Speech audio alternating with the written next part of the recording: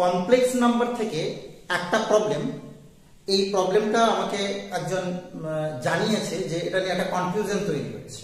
তো দেখো প্রবলেমটা আমরা প্রথমে দেখে নিই। The value of amplitude I omega plus amplitude I omega square where I is root minus 1 and omega this is cube root of 1, this is not real. আমরা তো জানি যে ওমেগা হচ্ছে রিয়েল নয়।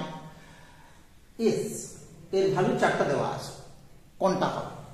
তো দেখো এই প্রবলেমটা অ্যাজ ইউজুয়াল এরকম ভাবে যখন সলভ করছি আমরা, তো আমরা জানি দেখো ওমেগা ওমেগা মিনস হচ্ছে কি না -1 plus I root 3 by 2 and then omega square this is -1 minus I root 3 by 2 বা উল্টোটাকেও তুমি নিতে পারো।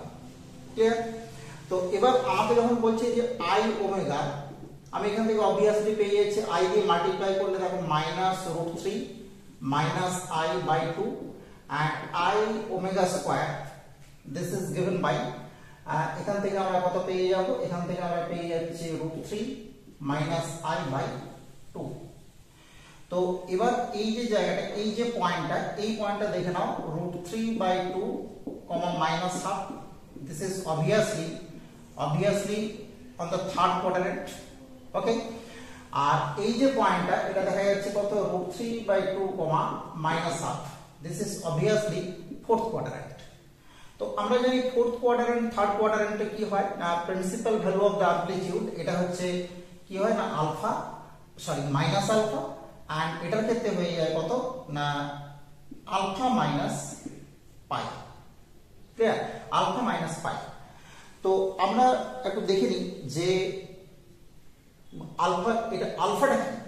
এই আলফা আমরা জানি কি, এটার ক্ষেত্রে যদি আমরা আলফা বার করার চেষ্টা করি, alpha this is tan inverse mod of -1 by -√3 by 2, so this is tan inverse 1 by √3 and tan inverse 1 by √3 this is given by pi by 6, okay।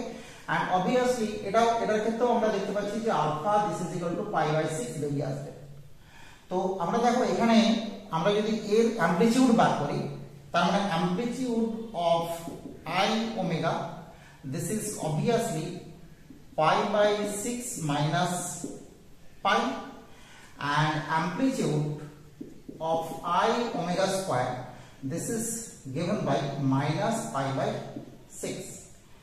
এবার দেখো এইখানে কিন্তু আমাদের কনফিউশনটা শুরু হবে। এবার আমরা যখন দেখছি যে amplitude I omega plus amplitude I omega square this is given by pi by 6 minus pi plus this is minus pi by 6, minus pi by 6 cancel out and this is minus pi।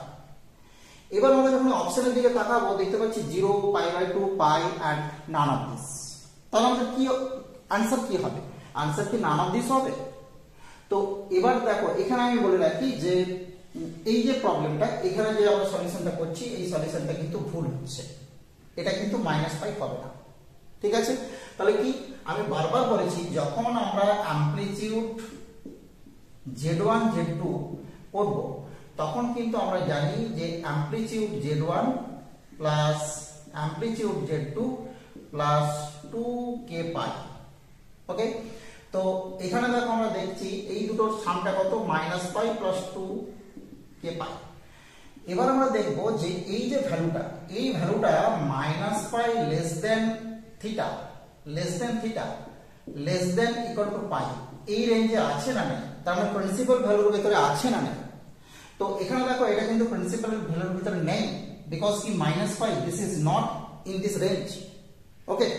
তো আমরা তখন কি করি না যখন দেখেছি যে এই প্রিন্সিপাল ভ্যালু থেকে তলার দিকে চলে আসবে, ডাউনে চলে আসবে, তখন আমাদের কি করতে হবে? k this is equal to 1 করতে হবে। যখন প্রিন্সিপাল ভ্যালুর ভিতরে থাকবে তখন k ইকুয়াল টু 0 এন্ড যখন প্রিন্সিপাল ভ্যালু রাইট সাইডে থাকবে বা আপার সাইডে থাকবে তখন k this is equal to -1। তো এখানে তুমি লক্ষ্য করো k এর ভ্যালু যখন 1 বসাবো তার মানে দেখা যাচ্ছে minus pi plus 2 pi this is pi and pi is our correct option. আমরা যদি নান অফ দিস করতাম তাহলে কিন্তু ভুল হয়ে যেত, পাই এটা হচ্ছে কারেক্ট অপশন। তাহলে এই যে জায়গাটা, এই জায়গাটা কিন্তু খুব ইম্পর্টেন্ট একটা কমপ্লেক্স নাম্বারের জন্য, এটা হচ্ছে মূল প্রসিডিউর। ক্লিয়ার? এই পর্যন্ত তোমাদের সলিউশন হয়ে গেল। এবার আমার কথা বলি, আমি যদি পরীক্ষার টেবিলে কোশ্চেনটা পাবো, আমি পরীক্ষা দিচ্ছি, আমি কিন্তু এসব কিছু করবো না। কি করব, আমার যখন এই ফর্মুলাটা মাথায় আছে তখন আমি সঙ্গে সঙ্গে কি করব, এটা actually amplitude I omega into I omega square. Clear? So amplitude minus 1 into omega square, because I square this is minus 1. So amplitude this is minus 1. এবার বুঝতেই পারা যাচ্ছে -1 this is -1 plus I0. Okay, so -1 plus I0 this is here -1 comma 0.